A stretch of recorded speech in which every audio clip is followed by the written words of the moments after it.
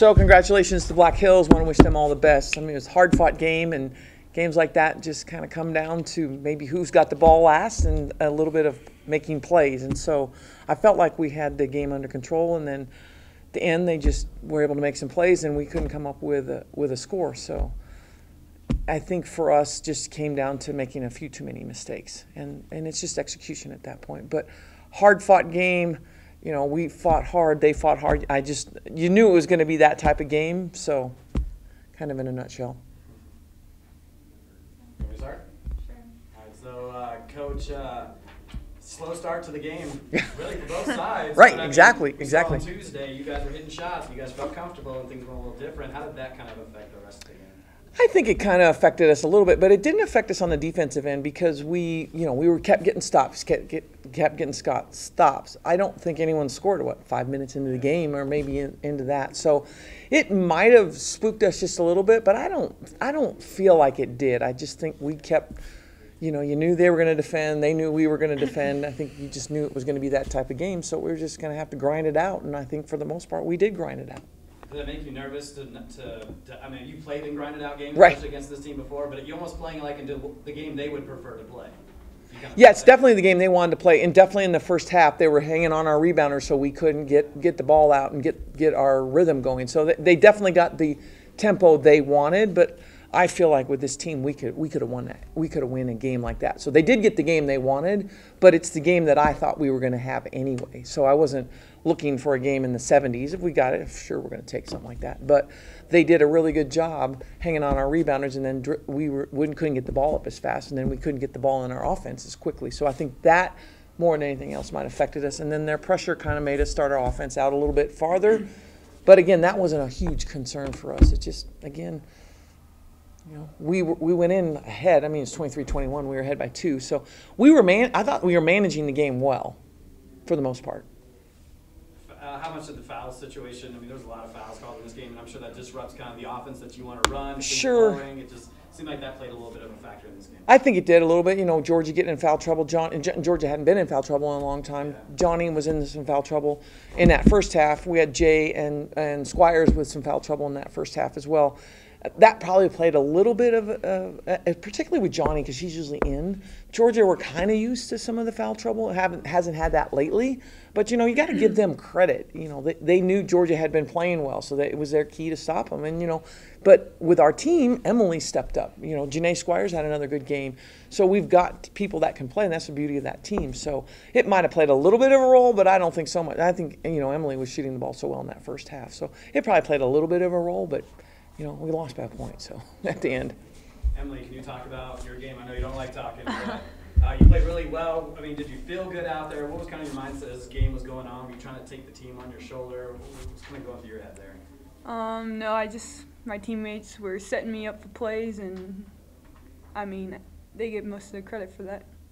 Talk about the grind-out type of game. You played Black Hills before. I mean, you guys have played well in grind-out games, but did it feel like that type of game out there, or was it just like whoever was going to have that ball last was going to have the opportunity to win it? Yeah, it was definitely a battle game. I mean, it came down to the last bit, making small details and small things. So.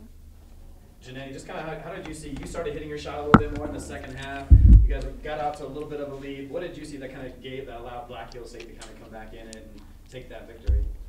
Maybe just in the back of our head that we knew. I mean, this was like, to go to the championship game. I mean, I think that was all in our head, but, I mean, we've been doing good with games like this, like games that we know are on the line for things, important things, and I don't know, I think they just made more plays than us, and we just couldn't convert on the offensive end to get points on the board. Coach, what did you tell the squad after the game? I mean, there's a really good chance you're still going to the NCAA tournament next week, so what were some of the things that you tell the team going forward? Just some of the things that I'd said. I do believe also that hopefully we're still playing, barring all 3 conference tournaments get won by someone who wasn't supposed to win them, like an 8 seed. I believe that, and I think clearly Black Hills is in, but I believe that we'll be in too with our body of work through the whole season. And I just said, think it's about making plays. We talk a lot about that, and this was a game about making plays, and they made one more play, shot one more free throw. I mean, I thought Lindsay Rich had a really good game for them. They kind of went into her at the end in that second half, and probably we could have adjusted a little better. That would be on me. But I do believe that we're still in. And I just said that the other thing is managing our emotions in games like this. We haven't been here in a while, but I think for the most part we managed all that fairly well. So I think it's a great learning experience for us right in here tonight. Absolutely. Do we want to be in a championship game? Absolutely we do.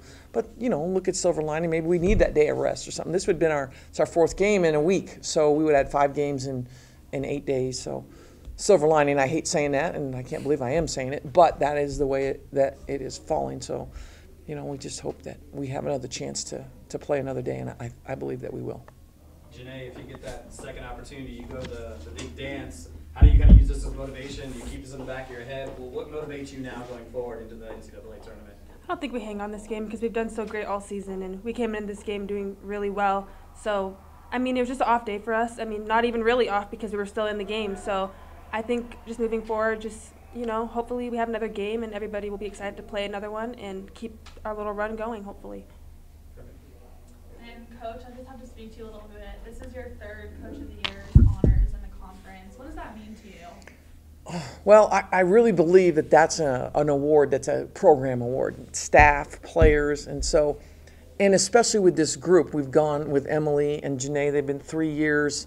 Georgia 4th year. We've had this group that we started